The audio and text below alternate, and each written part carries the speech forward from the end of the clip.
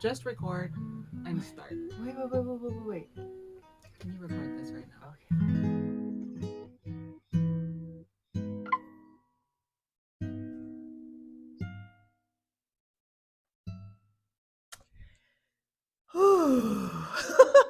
Yeah, we are here at the Utah County Convention that's going on right now. And we are wanted to interview Phil Lyman, who is one of the Republican gubernatorial candidates for the state of Utah. Hello, Phil. Hello, thanks for having me. This is exciting. Yeah, we decided to go old school, kind of feel like the Breakfast Club here. General, yeah. Like we'd be sluffing school and talking about civics and politics. Because that's what we did back then. Yeah. Anyways, Phil, thanks for joining us. Why don't you go ahead and just introduce yourself first? And for anybody who doesn't know, I know you've said this probably a million times Yeah. already within the past couple months, but maybe for somebody who doesn't know anything about you, what would you want them to know about you? Yeah, well, I'm a CPA, have a little firm in Blanding, Utah, where I started it over 30 years ago. My wife Jody and I have 5 kids and 17 grandkids, and You guys do not look that right, seasoned. our kids are competitive. So one says they're going to have a baby, and all of them have to jump in, and it's really a blessing. And 2 of our oldest boys, well, 2 oldest boys moved back to Blanding about a year and a half ago. One is an orthopedic surgeon, and his little brother's a doctor, and we're really proud of him. But they brought 8 beautiful grandkids with them, and it had one more. So that's been really life-changing for us in Blanding. And honestly, that's what drives all of my interest is my community and the people that I care about, my kids and my family. Ran for county commission in San Juan County, was there for 8 years, and then in the state legislature for 6 years. And really it's the frustration of seeing kind of the weaponization of the Bureau of Land Management that frustrated me in my town, and now seeing some of the collusion between large donors and lobbyists with legislators and the governor's office that kind of prompted me to run for governor. So that's where I'm at now. Wow. In a nutshell. Wow.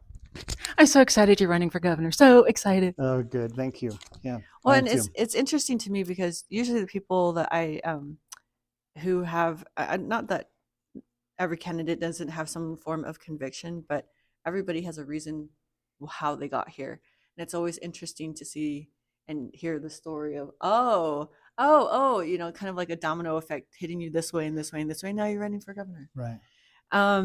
How has running for governor impacted your family?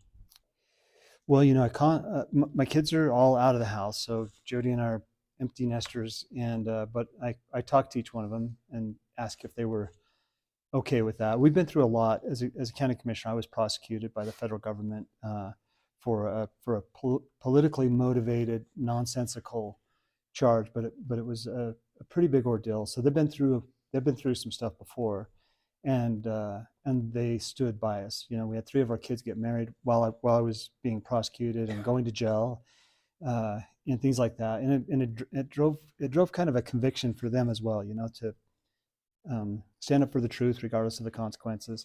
So running for governor, they just were okay with it. I think I might sneeze. Oh, no, that's Bless you. Excuse me. I really love that our family has definitely had our own experiences that have stirred that fight and that drive to want to know what's going on and what are the rules of engagement and how did they become the rules of engagement and who are the powers that get to decide the rules. We're actually in something like that currently with our family, so I can empathize.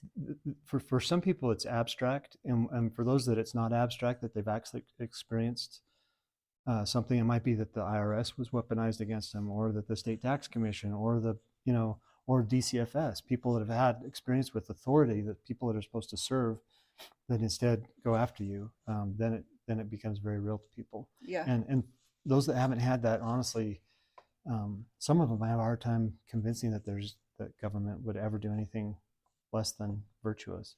Well, and I appreciate that because I've heard candidates say, like, I'm retired and I don't have anything else to do, and I've had leadership positions. I'm like, awesome. So you're like, you just decided to fight for liberty because you have nothing else to do. I mean, that's not very motivating for me as a voter, or comforting, Right? and just the fact that this is something very intimate and personal to you, that you have been doing the homework and therefore the work, is really telling to me. Did you have a question? No. Okay, so I want to talk about 10th Amendment, because I was talking to the AG candidates about this, because I'm curious. We've been talking a lot about states' rights versus federal rights, and how do you not? It seems more and more that those boundaries are being bled, and so you don't know. Um, it seems like candidates or our elected officials don't know what is the jurisdiction for the states, what is the jurisdiction for the federal, and then just going to the 10th Amendment. So 10th Amendment just says those rights not enumerated in the Constitution belong to the states. Right. So what are states' belongs to the rights? states? Yes, what are state rights? Everything that was not specifically and delegated to the federal government, which is everything else. Yes. And so you look at the things that were delegated to the federal government, things like printing currency and overseeing the currency, protecting our borders, declaring war, and all of those things they're doing a really, really bad job of. So I think the federal government looks and say, well, we're doing a crappy job of this. Let's take over education in the states. Let's take over their energy. Let's take over their food and everything else. None of it's done in an organic, natural fashion. So I'm kind of I subscribe to Adam Smith, economist, the old and Wealth of Nations. yeah, right. Thank you. You're such a dork. Yeah, and in that he says the only thing required to take a society from barbarism to opulence is peace, easy taxes, and a tolerable administration of justice. Everything else coming about in the natural course of things. Tolerable administration of justice. Right. Interesting. So you look, do we have peace? Not really. Do we have easy taxes? Not really. Do we have a tolerable administration of justice? No, we don't. So we passed that off ramp way back. But then when he says everything else coming about in the natural course of things, I look at the stuff, it's like, this is not the natural course of things. Massive illegal immigration is not the natural course.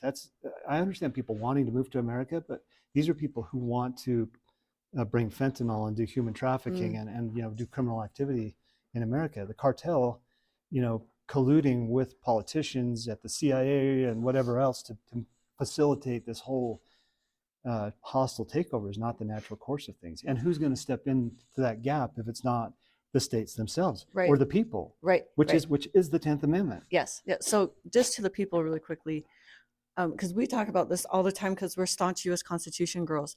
How do we invite the ordinary citizen to understand rights? Because here in America, we talk about First Amendment rights all day, every day, right? But when it comes to state rights, and I think that's why a lot of these have been blurred, because we don't know, and we're not raising the red flag when those rights have been impeded on, and so now we have other people just making decisions that they actually don't have the authority to do. And I don't know how to invite other people to that conversation without sounding like a crazy. Do you know what I mean? Yeah. Like the person on the corner, like, Wearing the 10 U.S. Constitution. It's the U.S. Constitution. And it's kind of a hard sell, but it shouldn't be. We do have to be able to articulate it, because the other side is really powerful at articulating why we should look to the federal government as the source of all of our blessings and all of our money and all of our power. No, they're very good at How come we're not good at that. articulating that? Well, I think we are better than we give ourselves credit for. So we have to keep trying. And back to the 10th Amendment, and I've been thinking about this. Where it says all the remaining rights are reserved to the states or to the people. I was in a discussion the other day, and they said, well, which is it, the states or the people? And it's like, no, that is a state. The state is the people. So it's saying the state and the people are one and the same. The federal government is not the people. It's not the state. And we look at it and say, well, we're from America. We're all the United States. We're part of one big happy nation.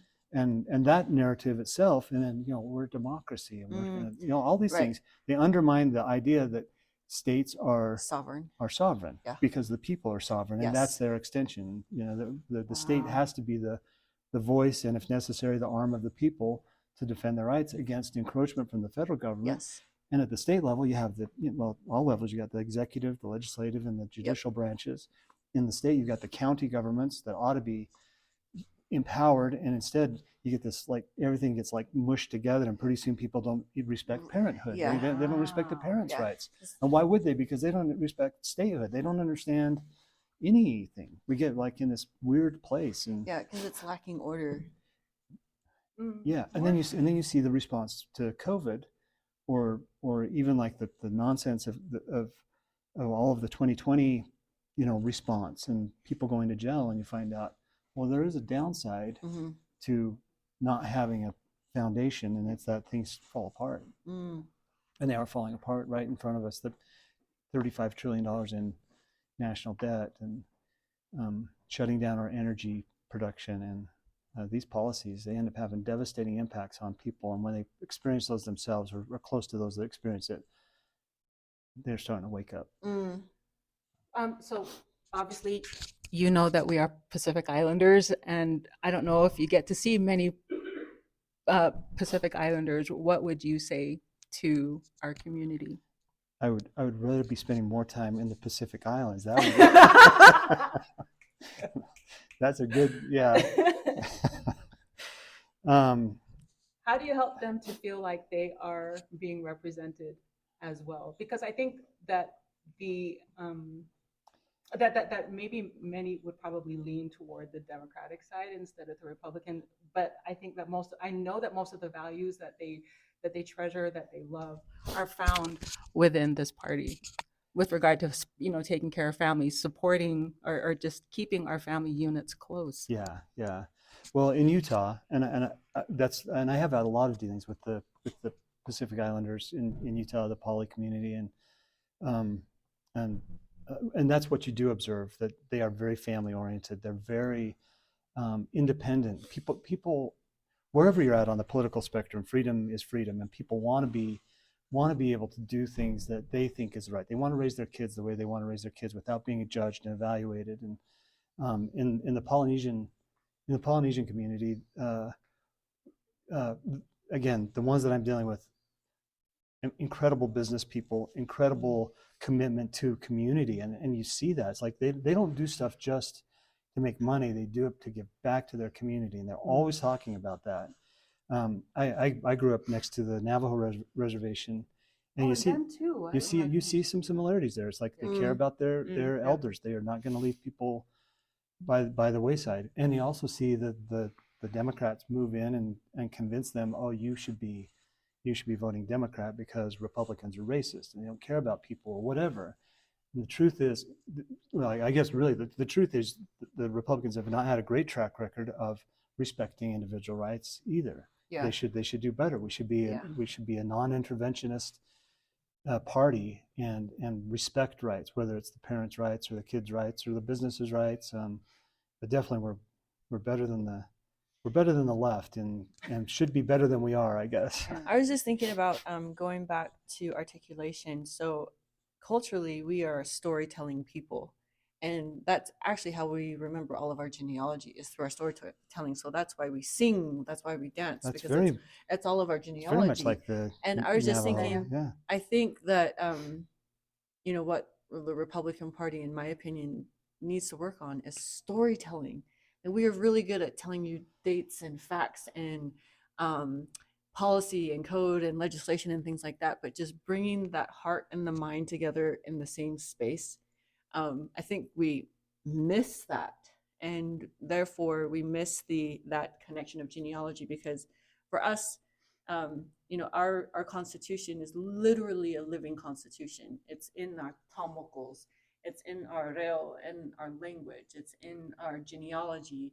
It's in our dance. It's in and I really hope to bridge that, because I was just thinking, what would you say would be like the common principle of all cultures? I was just thinking that in my head, and for me, it would be liberty, because it's not. That's what I was going to say. It's not an American brand. That is every civilization from the beginning of time, and they have either lived or abolished and then declined, with or without it. And wanted to ask you just really quickly, just to shift. Let's go back. So, what does the state of Utah, if elected as governor, what is your hope for the state, and hope for the people of the state moving forward? Because there's just a lot of crazy things happening in the world and in the country today, and I for sure want somebody at the helm of my state who is staunch and has those convictions and is not going to bend to emotions and can discern from emotions and principles, because I think I see that happening all the time. So what do you see moving forward if elected? Right. So, we talk about the proper role of government, but there's a lot to a Republican form of government that every state is guaranteed by the fourth article of the Constitution. Guarantees to every state a Republican form of government. That means that the people are in charge, and we believe the Declaration of Independence when it says that governments derive their just powers from the consent of the governed. I mean, it's like foundational, and like you said, it's not just foundational in our documents; it's foundational to us as human beings. That's what the Magna Carta was about. That's what the big epic battles have been. Ordinary people standing up and saying, even kings have to obey the law, and the laws made by the people. So it's funny in America that we have drifted so far from it. Bringing it back as a governor, the first thing I'd want to do is put the executive branch, which the governor is the head of the executive branch, in its proper lane. And it's a very powerful lane. It can do a lot of things, but what it shouldn't be doing is meddling in legislative branch. So get a strong legislative branch doing legislative duties.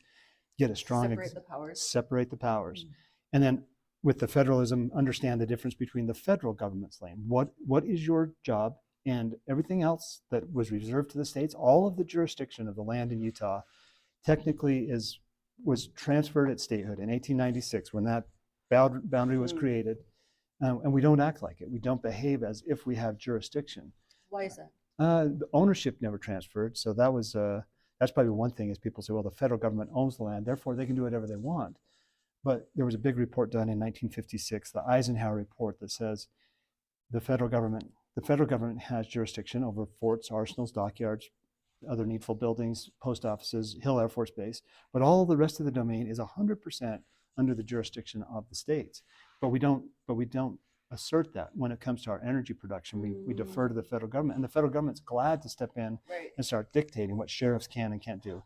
Sheriffs are elected by the people. They're the ones they are the only elected law enforcement officer, and any power that could be used against the people should be delegated by a voice of the people themselves by election. It's a beautiful thing. It's a county government is a powerful thing, but the state is overriding the county governments. We're centralizing control of the water, control of the assessor's office, control of the clerk's offices, control of the sheriffs. So I guess it's a natural tendency if you're in a position of authority to want to draw more of the power underneath you. And that's what I see happening with this current administration at the state level. And I would be the opposite. I would say push this power back to the counties, back to the parents, back to the communities. The idea of getting rid of school districts and letting parents run their local schools would be an amazing transformation. And we say, well, why couldn't that happen? It's like, I think it could happen. I don't know why we have this structured oversight of people's lives. Okay, so I do have a question. Can I just ask something? Oh my gosh. Just really, really quick. Well, because I just want to make a comment. I just want to make a comment. I love that simply because civic engagement is everything to me. What engagement? Civic engagement. Yeah. And to me, because civics is about identity, belonging, connection, family, because it's all about core principles. It just gets back to the soil. And I love that what you're trying to do is to engage the soil again. And I feel like that is what has, let me just talk about an olive tree in a certain book. There's a disconnect between the roots and the branches because the branches became lofty and they forgot the genealogy between the two. And so what did the tree do? It bore bad fruit. And, and I just love that. I look for those candidates who understand that genealogy because many of them just want to be the answer. Just come to me and you'll have good fruit.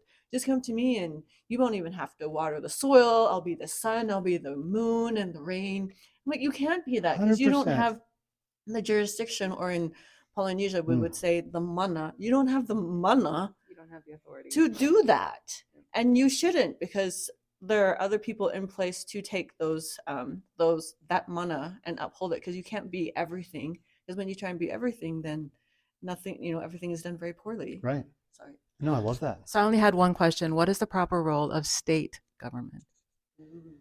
So Alexander Hamilton made a statement that I love, and it was more specific to legislators, but he said state legislatures shouldn't be not only vigilant, but jealous and suspicious guardians of the rights of the people against federal encroachment. And this is Alexander Hamilton, who was a federalist, Right. nationalist kind of a guy. And he's saying, look, we're going to, as a federal government, we're going to push to take everything we can take. And it's the state's government to push back, to preserve the rights, the freedoms. And the Constitution, the preamble, all of these things were to secure the blessings of liberty to ourselves and our posterity. So all of those branches of government, federal government is supposed to be looking out for us too, and they have in the past with some states that were like, they went off the rails and they were taking away people's literal freedom, taking away their rights, and the federal government stepped in and said, hey, we don't do that in America. That was proper. But so often you see it the other way, the federal government stepping in and taking away people's livelihoods and shutting down their industries. The war, I would say the war on coal is not a war on coal, it's a war on America, because the same people that are pushing that are building coal-fired power plants in China and Right. oil in And anyway. you just made me, while you were talking, I was just thinking about when you go to the gym and you see like somebody who's just like so ripped, and then their skinny legs, and I feel like the ripped is like the federal government, and the skinny legs are the states. Like, they have not been working out. They have been like skipping leg day for like 200 years. Come on, dude. Like, that looks a little bit off balance, and it doesn't look very good either. And ultimately you can tell when it comes down through policy, because then it directly impacts the people. And then we're like, well, there's an imbalance here. What's going on? Right. I just want to say thank you. Yeah. Well, I actually just want to ask one more question, because this is my favorite question to ask. And it's just one of those, a question from the soil. So what is a principle? What principles are non-negotiable? And how can the residents of Utah know that you will not compromise principle? There's probably a lot of things I could say, but personhood, to recognize that a person has rights simply inherent because of their existence is really, really powerful. The Declaration of Independence, says, we hold these truths to be self-evident. People have unalienable rights: life, liberty, pursuit of happiness. And if you don't respect that, then you probably aren't going to respect parenthood and the right of parents to raise their children. And if you get that wrong, you get basically everything wrong. Then everything turns on its head. So liberty, the Constitution, the principles that are embodied in the Constitution, the Declaration of Independence, those things I think are non-negotiable to me. And what it kind of comes down to, what is your vision of the American dream?